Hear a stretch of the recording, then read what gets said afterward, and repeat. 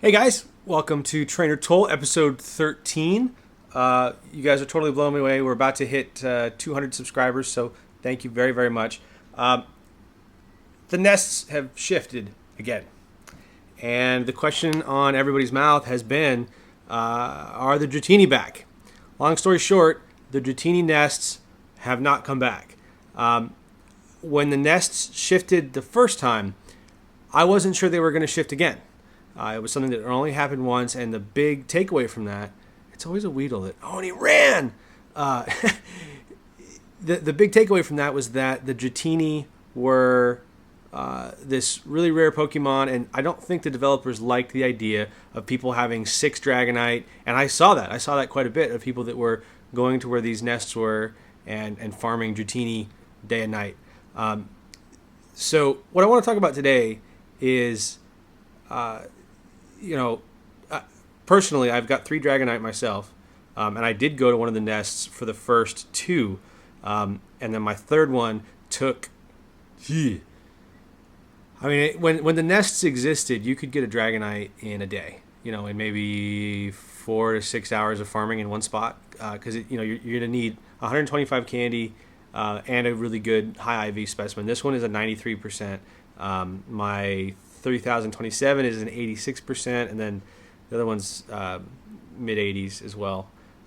But my first one had Steel Wing and Hyper Beam. Now at the time, Steel Wing was terrible, is still terrible, partly because of the type matchup, so he gets no bonus for using a Steel move, and Hyper Beam wasn't very good at the time. But then when they buffed all the charge moves, Hyper Beam got a lot better. He became at least usable, but with Steel Wing, it wasn't good. And then my other one, also Steel Wing and Hyper Beam. So I haven't. You can see he's quite a bit lower than the other 2.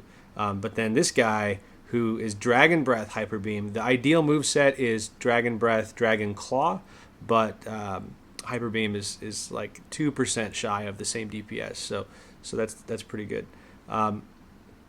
I put a lot of candy. You can see he's got a tiny little bit left that he can be powered up.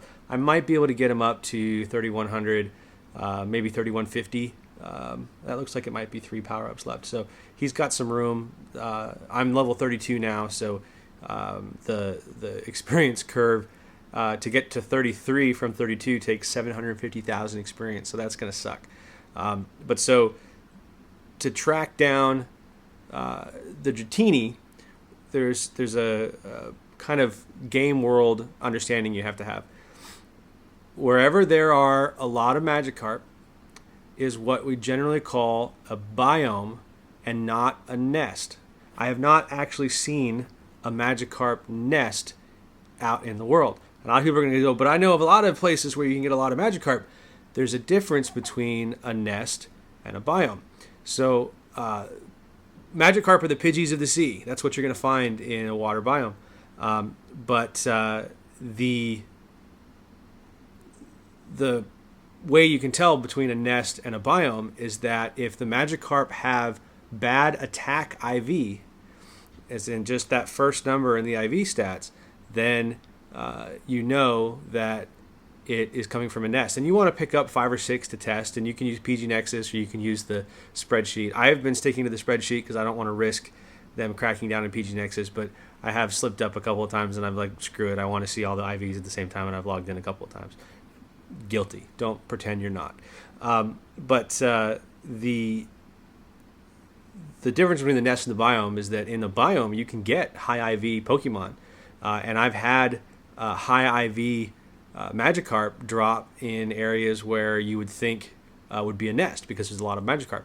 All it is that Magikarp are very, very common in a water biome, and it's the Pidgey of the sea. And so if you see a bunch of Psyduck, you see a bunch of Slowpoke, you see the occasional Tentacruel or Goldeen, those are the Pokemon that are going to show up in a water biome more so necessarily than just showing up next to a Magikarp nest. So when you find these biome areas where there's a high spawn rate, there's one really, really good one, which is near a Gold's Gym on Prue Road here in San Antonio, but there's also one maybe 4 or 5 blocks from my house, and you can check because there will be several Magikarp and then several Slowpoke, Psyduck and whatnot. And you can't look at it for 1 second. You can't just Pokemesh over there and say, oh, nope, not a water biome. You got to kind of keep an eye on it because every now and then the Psyduck will outnumber the Magikarp or whatnot. But that is further evidence that it's a water biome and not a nest, because if it was a true nest, then the Magikarp would always outnumber the other Pokemon. And I've seen it where it's like Slowpoke heaven and they're all piled on top of each other. But I've also seen it where there's 7 or 8 Magikarp up within a 1 block radius at the same time. So the way that I have been farming Dratini to get my 3rd Dragonite, and I'm incredibly excited that he finally had Dragon Breath. Dragon Breath does about 15 DPS because it's on a Dragon type, and so that's up there with the highest of the quick attacks. And so really happy that I finally got one that puts out it's 2% shy of perfect because of the Hyper Beam versus Dragon Claw, but Hyper Beam also is very strong. So the water biomes are the key, and I've got let me see here. I think it was this Vaporeon, but he has pretty good IVs, and he was caught in the wild outside by this water biome area, and we saw 2 Vaporeon in the wild, both inside the water biome section. So there are nests. Don't get me wrong, there are nests. There just don't seem to be nests for Magikarp the way that there are nests for other Pokemon, because just in the same way there's no nests for Pidgeys. As much as we'd like to think that we live in one, the Pidgey IVs are pretty good, so you can test it and know pretty easily, like, okay, this is a normal biome, so you're going to find Pidgey, Caterpie, Weedle, Rattata, things like that, the common stuff, the occasional Zubat, Venonat, Jigglypuff will occasionally pop in there. So that's what's in our area here. Let's see, something else. Yeah, so if I lived in a water biome, instead of there being a bunch of Pidgeys outside my house, there'd be a bunch of Magikarp. And so it's easy to see if you see a lot of something to say, hey, it's a nest, but nest Pokemon have terrible IVs.